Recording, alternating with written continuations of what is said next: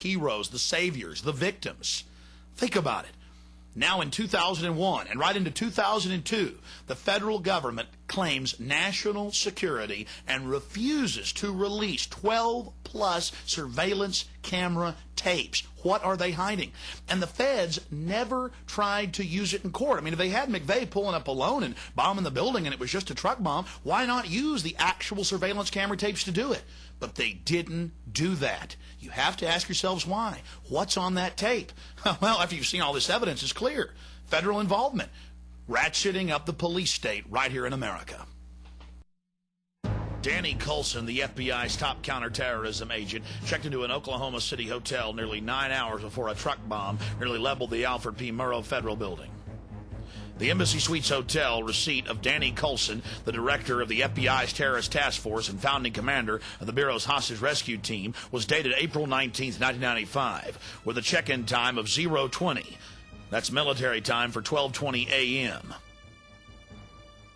Almost 9 hours before the blast, Chief Agent Coulson lied to the American people. He told a Time magazine reporter in 1999 the harrowing tale of how he sped at over 100 miles an hour from his home in Dallas, trying to get there after the bombing to save people and conduct an investigation. Oh, and by the way, the FBI won't release any of the credit card statements and records for any of their agents. What are they trying to hide? The system wasn't working. Going through the system didn't work. I did everything that they advised me to do. It didn't do any good. Hoppy Heidelberg was an upstanding member of the community with no criminal record. He'd been a grand juror for years. But when he started asking questions about the Middle Eastern connection and FBI prior knowledge and BATF involvement, the FBI actually came to his house brandishing firearms and told him to shut his mouth if he knew what was good for him. When he refused to be part of the cover-up and demanded that he be able to call witnesses as his right as a grand juror, the judge kicked him off the case. Just one more piece of this massive cover-up. The news channel has learned of another strange development. Apparently, before the bombing, Governor Frank Keating's brother, Mark, had been working on a novel about a terrorist bombing in Oklahoma City. Stranger still, one of the characters in the novel was named Thomas McVeigh. Governor Frank Keating's brother, Martin Keating, wrote The Final Jihad. In the book, Tom McVeigh masterminds the bombing of the Oklahoma City building. He dedicated the book to the Knights of the Secret Circle, a known Illuminati group. And he wrote the book 2 years before the bombing. The tragic events of Oklahoma City, if the truth was known to the public, makes it even more tragic, even more horrific. You see, it's now a monument to the police state, a monument to the sacrifice the government made of American lives, of American blood, of American tears, as an excuse to get the feds to be able to circle the wagons against the American people, to have a pretext, an excuse to expand their police state. They covered the whole operation up. It's clear that they had prior knowledge that multiple bombs were detonated on the inside of the building, that the feds have grabbed the 12 surveillance camera tapes and are refusing to release them, even in 2002. Threatening grand jurors, destroying the building and burying it under guard. The federal government blamed this tragic event on Christians, conservatives, gun owners. But if you look at the evidence, it's clear who's behind it. The federal government. And they use this, just like Hitler used the Reichstag, to get martial law cranking in America. $62 million is coming to Oklahoma soon to help anti-terrorism and disaster relief efforts. Government crime certainly does pay, especially when it's government-sponsored terrorism against its own institutions. That's right, the BATF locally got tens of millions of dollars extra funding, but so did every other federal agency that tries to control the American people. $24 billion increase in anti-terrorism funds. And after September 11th, they've now tripled that. And, of course, the BATF ensured that the building was completely demolished, so there couldn't be any evidence of their heinous acts. And that's right, ladies and gentlemen, they actually buried the building under guard at a private landfill with Wackenhut guards protecting it.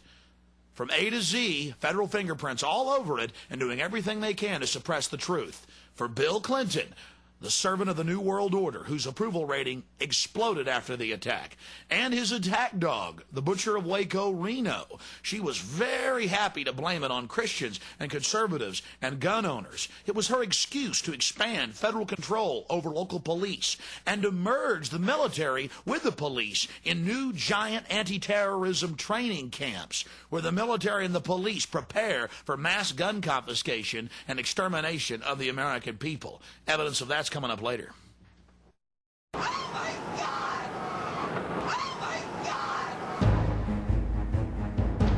God! You've seen the evidence of government-sponsored terrorism throughout history.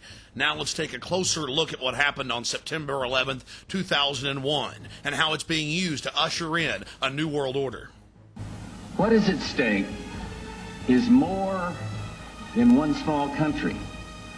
It is a big idea, a new world order, where diverse nations are drawn together in common cause to achieve the universal aspirations of mankind: peace and security, freedom, and the rule of law. Out of these troubled times, our fifth objective, a new world order, can emerge. Now we can see a new world coming into view. A world in which there is the very real prospect of a new world order. The Council on Foreign Relations, known as the CFR, an organization publicly sworn to destroy American national sovereignty and usher in a tyrannical world police state, could not contain their glee on September 12th, the day after the tragic attack. They announced their new world order. There is a chance for the President of the United States to use this disaster to carry out what his father, a phrase his father used, I think, only once, and hasn't been used since, and that is a new world order. There it is, the CFR actually admitting that this crisis was helping them to bring in a new world order, global government. And how would they get that job done? You see, for decades, going back to Jimmy Carter and Brzezinski, the national security advisor, they had been breeding, creating these terrorist organizations, funding them and training them to attack America. Brzezinski, co-founder of the Trilateral Commission with David Rockefeller and other luminaries of the global system, actually bragged in his 1998 book, these criminals love to brag, The Grand Chessboard, of how America would be attacked by Afghan terrorists and how global government, a war for global government, would then take place in Central Asia. How it could be used to roll out national ID cards and a global police state here in the United States. All of this being planned back in the 70s, 80s, and 90s. The relationship between the CIA and the Afghan freedom fighters, the Mujahideen, even predates Ronald Reagan. The bonds that were forged there with the Central Intelligence Agency led to the creation of their super asset, Osama bin Laden, the rich Saudi Arabian sheik whose family to this day builds all U.S. military bases in the Middle East, North Africa, and in Central Asia.